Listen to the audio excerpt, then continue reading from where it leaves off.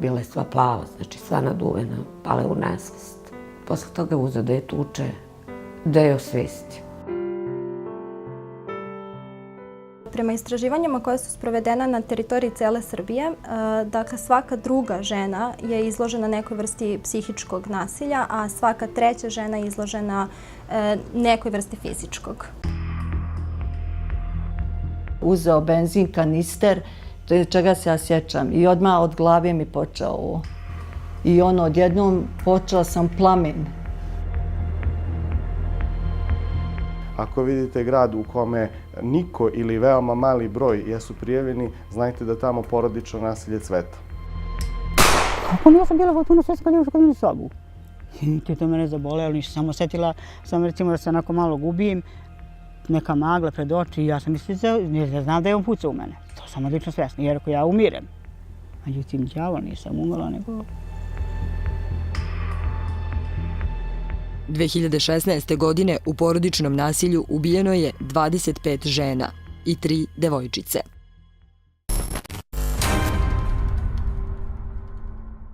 Ja se uvek setim onog užasa u Zemunu. U opštini Zemun, mlad bračni par, otac je toliko tukao 15-mesečnu bebu da je ona na kraju izdahnula.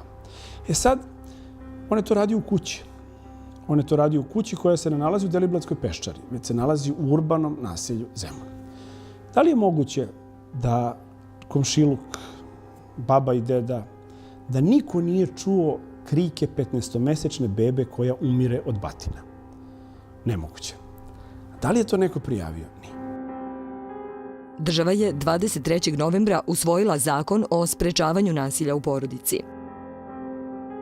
Sve što radite, dakle, ovde vi morate da stavite žrtvu u centar pažnje. Dakle, nasilnik je taj koji treba da oseti reperkusije, a žrtva treba da oseti benefite. Svaki održiv sistem uglavnom daje rezultate. Uglavnom imate veći broj prijavljenih slučajeva nasilja u porodici, uglavnom imate situaciju da se žrtve osjećaju bolje i sigurnije.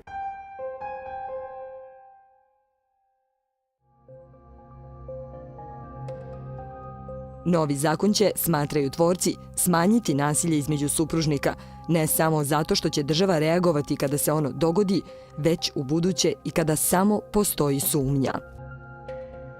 On daje policiji neka nova ovlašćenja koja u ovom slučaju koje sam navela za sada policija nema, to je vezano za iseljenje nasilnog člana porodice iz stana. Policija sada može da zabrani nasilniku povratak u porodični dom na 48 sati. Prva novina je da postoji čitav jedan postupak koji nam garantuje da nasilnik neće ostati kod kuće ukoliko izvrši nasilje ili, dakle, ukoliko situacija prijeti da će nasilje eskalirati. U slučaju da nasilnik ne živi sa žrtvom, policijski službenik može da mu na 48 sati zabrani prilazak supružniku. Odmah obaveštava tužioca koji u roku od 24 sata od suda traži produženje izrečene mere na 30 dana. Sud takođe mora u roku od 24 sata da donese konačnu odluku. To bi sve trebalo da doprinese tome da se žrtve nasilja, žene koje su stvarno žrtve nasilja, deca osjećaju mnogo sigurnije, mnogo bezbednije i da na neki način imaju poverenje u sistem. Saradnja policije, tužilaštva i suda biće brža i bolja. Neki su prošli, a neke tek čeka specijalizovana obuka protiv nasilja u porodici. Policija je u dužem vremenskom periodu prošla izvestan niz obuka vezano za postupanje u predmetima nasilja u porodici. Načina postupanja kada su žrtve ovog krivičnog dela u pitanju u smislu sprečavanja dodatne viktimizacije žrtve i što efikasnijeg i što objektivnijeg postupanja kada su žrtve ovog krivičnog dela u pitanju. Biće formirano i koordinaciono telo u kome će biti sudija, predstavnici Centra za socijalni rad, psiholozi. Svi oni pomagaće tužiocu kada pokrene postupak protiv nasilnika. Svi oni koji su u tom sistemu zaštite žrtava od nasilja će morati da odrede osobu za vezu gde će biti stalna koordinacija između policije, tužilaštva, sudova i Centra za socijalni rad. Na svakih 15 dana će se zapravo održavati ti zajednički sastanci gde će se zapravo razmatrati sve prijave nasilja i Centar za socijalni rad zapravo imaće tu neku važnu ulogu u sačinjavanju tog nekog takozvanog individualnog plana zaštite i podrške žrtvama. Veće ovlašćenja ima i sudija za prekršaje. On će, ako se nasilnik uprkos zabrani vrati u porodičnu kuću ili priđe žrtvi, moći da mu izrekne kaznu zatvora do 60 dana. Čak i ako se nasilnik bude žalio na ovu odluku, ide u zatvor. Najhitnije će se raditi na slučajevima nasilja nad decom. S druge strane, baš nekoliko dana unazad imamo neke toliko strašne primjere gde se prosto zato što taj zakon još uvek nije stupio na snagu, onda pretpostavljam da i nadležni sudovi i nadležni centri socijalne rada i ostale institucije nadležne za ovu problematiku, kao što je naravno i policija, ne postupaju u smislu kome bi trebalo zato što nemaju zakonski osnov. Posle registra pedofila, Srbija će dobiti i registar nasilnika. I to ne samo onih koji su osuđeni, već i onih koji su prijavljeni za nasilništvo. Uglavnom severni krajevi Srbije, veliki gradovi, dakle, oni su otvoreni za prijavljivanje nasilja. Kada govorimo, dakle, o južnim, o istočnim krajevima, uglavnom, dakle, se o tome više ćuti, žene više trpe i uopšte manje je svest i kod državnih organa, manje je prisustvo nevladinih organizacija koje su specijalizovane za ovo.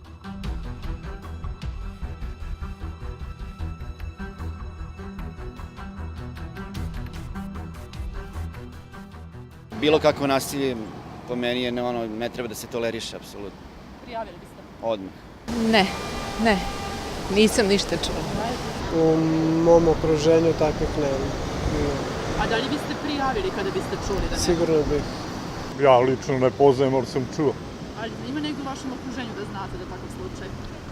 Pa da, ali mislim, to sad ja ne mogu da baš... A da li biste prijavili kada biste čuli? Pa to normalno. Kad biste imali negdje u okruženju, da li biste prijavili nasilje?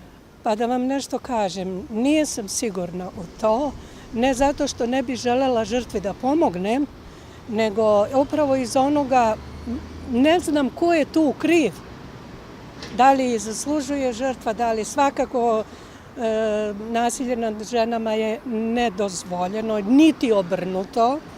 Nije tako ni muškarci baš da budu neke žrtve, ali eto iz tog nekog razloga možda bih mogla da kažem ona je zaslužila ili on je zaslužio. Pa da se ne bi ogriješila tamo ili tamo, bila bih uzdržana. Prvo, nasilje mora da bude prijavljeno. Da li će nasilje prijaviti ona sama? Da li će nasilje prijaviti njen ukućanin, rođak, komšija, slučajni prolaznik?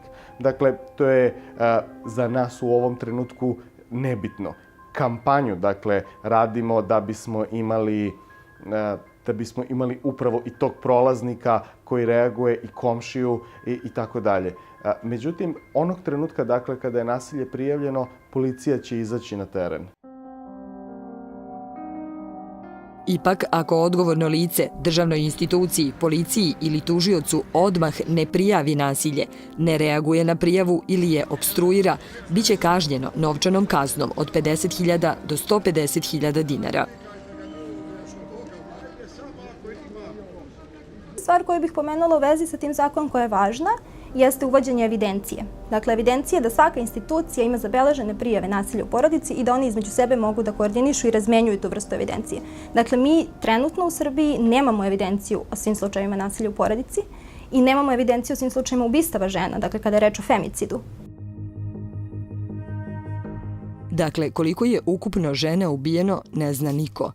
Prema nekim podacima, za poslednjih 6 godina 210 žena bile su žrtve svojih partnera. Još strašnije je to što je više od trećine njih ubijeno vatrenim oružjem, što otvara i pitanje ko sve i koliki arsenal čuva iza vrata porodičnog doma. Ima takvih primjera da žene usled straha ili usled procesa koji znaju nekada se i oduže, odustanu od daljeg procesuiranja i davanja izjave protiv izvršioca krivičnog dela.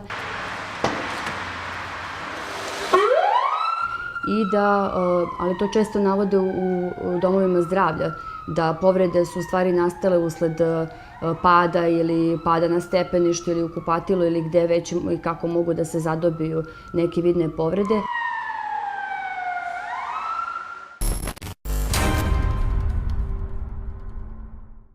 Ako je neko spreman da svoju porođenu ženu,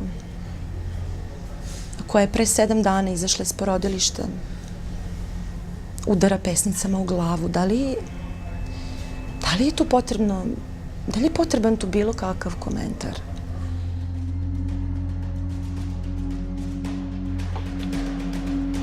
Svjetlanu je muž zapalio i do danas joj nije jasno zašto. Imao je vremena da se predomisli. On je otišao do benzinske pumpe, znači, ajde nek bude 10-20 minuta. To su stvari ljubomorni muškarci. Znači, on nekako ne veruje da mu je žena verna, počinje da misli da ga ona vara, onda počinje da je kontroliše, stalno razmišlja o tome, dakle, i on je žrtva svoje ljubomore, a onda da ne bi bio ljubomoran, pokušava da tera ženu, da se ona ponaša na određeni način koji njemu garantuje sigurnost. Znači, počinje kontroliše. Nešto se tu dešava što očigledno nasilnicima smeta, verovatno to što se ljudi između sebe znaju, što ga možda na neki način zadirkuju, pod navodnicama, u smislu vidi tvoja žena ili tvoja bivša žena, to je to, što mnogi to ne mogu da podnesu. I kad je ta patološka ljubomora u pitanju, onda to donekle može da bude objašnjivo za taj partnerski sukob, ali nikako ne može da bude objašnjivo da taj neko, pored svoje žene, ubije još 5 ljudi i, ne znam, rani još 22. Dobro upućeni ukazuju da se kao po pravilu masovna ubistva dešavaju uglavnom u manjim mestima. Vodeći svetski mediji izvestili su o masakru u Žitištu, kada je Siniša Zlatić iz Kalašnjikova pucao u lokalnom kafiću, ubio 5 i ranio 20 ljudi. Opet postavljam pitanje kako je moguće niko nije znao da čovek ima ne jedan nego više Kalašnjikova. Srbi baš nisu poznati po tome što su mnogo tajanstveni kad je oružje u pitanju. I Srbi prilično vole da pokažu na svadbi ili gde god mogu da pokažu neku cev koju imaju.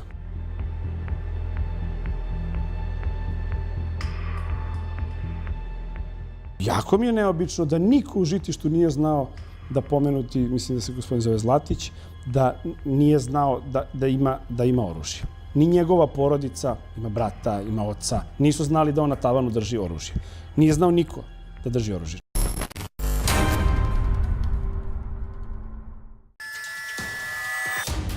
Ako vidite grad u kome niko ili veoma mali broj jesu prijavljeni, znajte da tamo porodično nasilje cveta. Opet postavljam pitanje kako je moguće niko nije znao da čovek ima ne jedan nego više Kalašnjikova. Srbi baš nisu poznati po tome što su mnogo tajanstveni kad je oružje u pitanju. Policija sada može da zabrani nasilniku povratak u porodični dom na 48 sati. Svaka druga žena je izložena nekoj vrsti psihičkog nasilja, a svaka treća žena je izložena nekoj vrsti fizičkog. Srpsko zakonodavstvo pre usvajanja novog zakona nije poznavalo termin žrtva. Psihološko nasilje negdje ostavlja dublje, trajnije posljedice i tu je negdje mnogo veća traumatizacija. Osjećam se nebezbedno, životno se osjećam isto također ugroženom. Istražujemo da li postoji i odgovornost žrtve. Znači, ne treba da trpi nasilje. Ako trpi nasilje, onda je ona odgovorna zato što trpi. Izlazi postoje.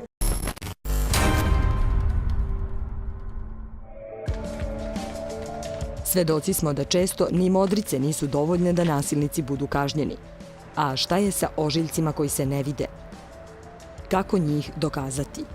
Ako ih ne dokažu, to znači da ne postoje. Za sud. Psihološko nasilje negdje ostavlja dublje, trajnije posljedice i tu je negdje mnogo veća traumatizacija i tu je potrebno mnogo više vremena. Ali naravno, imamo primere i radimo na tome da se integriše, dajemo im podršku, da se asimiluje u sredinu, da se uključi, da nastavi da živi normalno u nekom novom miljeu.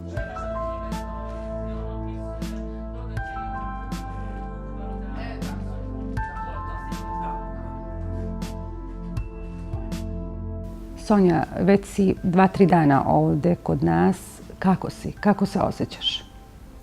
Pa i dalje sam uznemirena, potrešena. Osjećam se nebezbedno. Životno se osjećam isto takođe ugroženom. Koliko si dugo trpela nasilje? Pa ja sam 7 godina bila u braku. Koliko je često bilo nasilje? Svakodnevno, svaki drugi dan?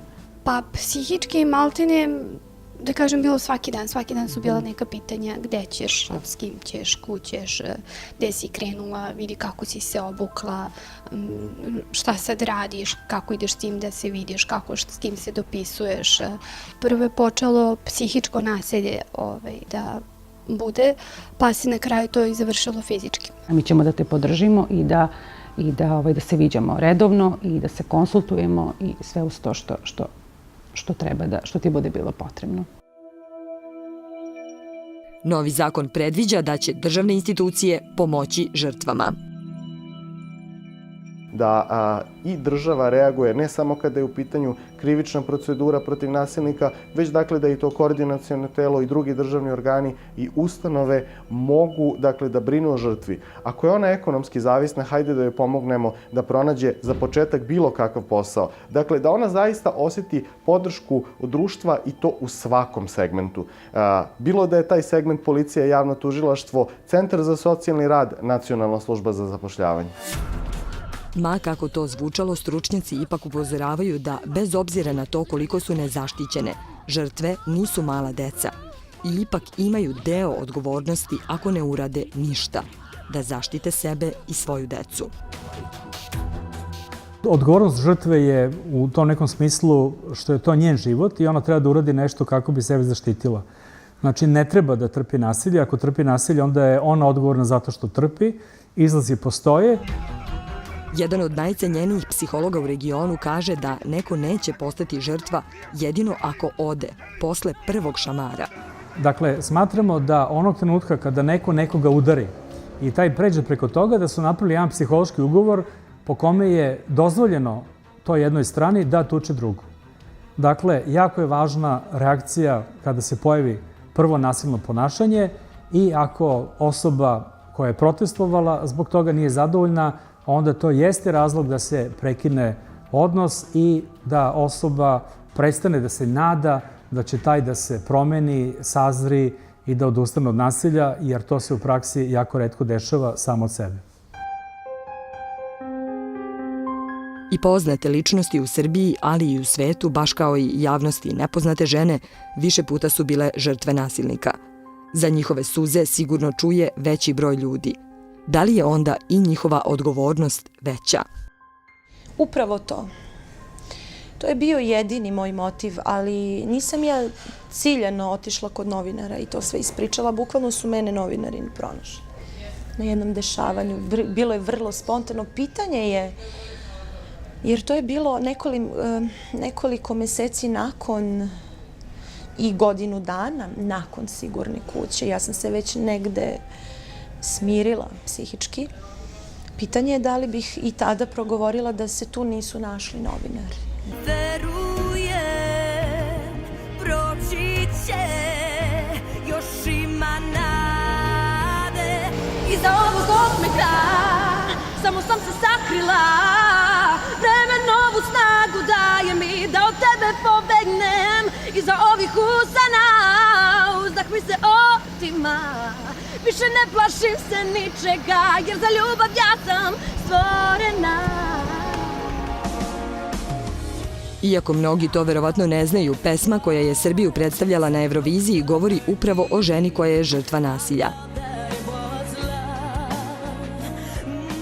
Dobila sam dosta komentara od raznih žena na društvenim mrežama da su me sretale na ulici, da im je pesma dosta doprinela u smislu da im je eto, da ne budem u klišeu, da im je dala snage. Mislim, prosto da je imala nekog uticaja i meni je jako drago da sam na neki način uspela da utičem na tako nešto. Prosto da doprinese u nekom smislu, baš što se tiče celog tog pokreta i nas žena.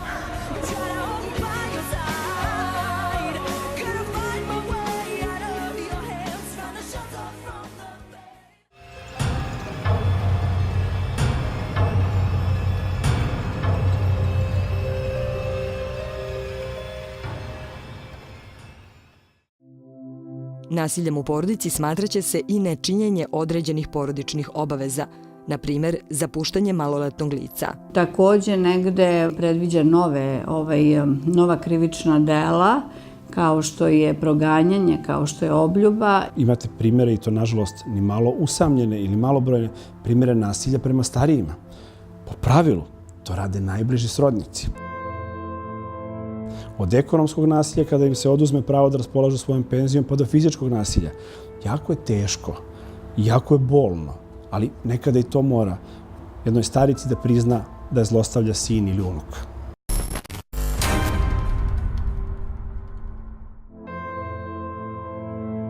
Žrtve sada imaju pravo i na besplatnu pravnu pomoć, što do sada nije bio slučaj, pa su se ranije obraćale nevladinim organizacijama. U nekim slučajevima također pružamo uslugu zastupanja na sudu. To uglavnom zavisi od nekih okolnosti ukoliko je žena nekako lošijeg materijalnog stanja ili ukoliko je disbalans moći između žene i nasilnika velik. Dakle, ako je ona na nekoj višoj poziciji moći, ako je profesor, ako je biznismen, ako je neki ugledni čovek, u toj situaciji nekako gledamo da zastupamo ženu na sudu. Zvezdara je jedina opština u Srbiji koja to čini preko Kancelarije za pravnu pomoć. Opština je prepoznala probleme sa kojima, kako da kažem, porodično nasilje, znači nasilje nad ženama, kao što ste videli u zadnje vreme, dešavaju se slučajevi masovnih ubistava, pojedinačnih ubistava, nasilja, znači na ženama, tako da opština Zvezdara je prepoznala celokupne te probleme i još 2006. godine je pokrenula Kancelariju za pomoć, pravnu pomoć žrtvama nasilja. I zašto uspevamo? Zato što imamo dobru saradnju sa institucijama. Institucije koje učestvuju u rešavanju problema nasilja na Zvezdari su jako povezane. Dom zdravlja, Centar za socijalni rad, policija, škole, predškolske ustanove, zatim društvene organizacije, nevladin sektor koji također ima ključnu ulogu u ovome i velika je pomoć bila nama, konkretno, Autonomnog ženskog centra. Srpsko zakonodavstvo pre usvajanja novog zakona nije poznavalo termin žrtva. Žene koje su zlostavljane imale su status oštećenog lica. Prosto nemojte da trpite nasilje, prijavite nasilje. Javorka je jedina koja je preživjela masakr u Velikoj Ivanči. Njen muž 2013. godine ubio je njihovog sina, svoju majku i još 11 komšija. I na kraju sebe. Šta da poručim, deco, ja? Šta ja da poručim? Kad ja nisam znala sebe da posavetujem i da izvučem neku pouku iz tog mog života, šta da savjetujem nekoga? To je... Šta ja koga da savjetujem? Mislim, svak nešto trpi, smatra, aj, bit će bolje, bit će bolje.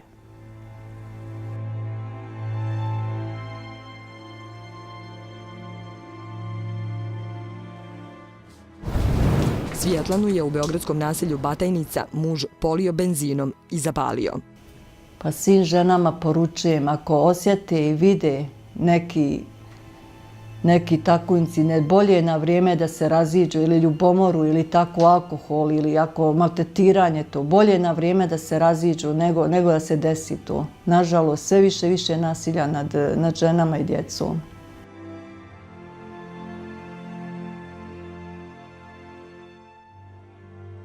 Tijana kaže da je batine dobijala i dok je bila trudna. Ja samo molim sve žene, nemojte ćutati.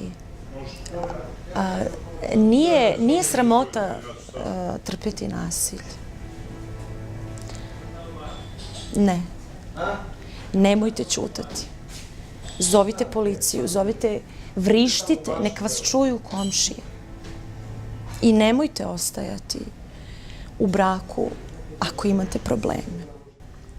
Usnila je dubok sanak sa Kosova rada, pa se svome milom dragom u naručju jada, pa se svome milom dragom u naručju jada. Pa najgore što pamtim je definitivno ti njegovi prsti na starijoj devojčici. To je definitivno najgore ono što pamtim. I posle toga kada je oteo decu, kada ih je odvojio od mene, znači način na koji je uradio to, da bi mi se prosto osvetio.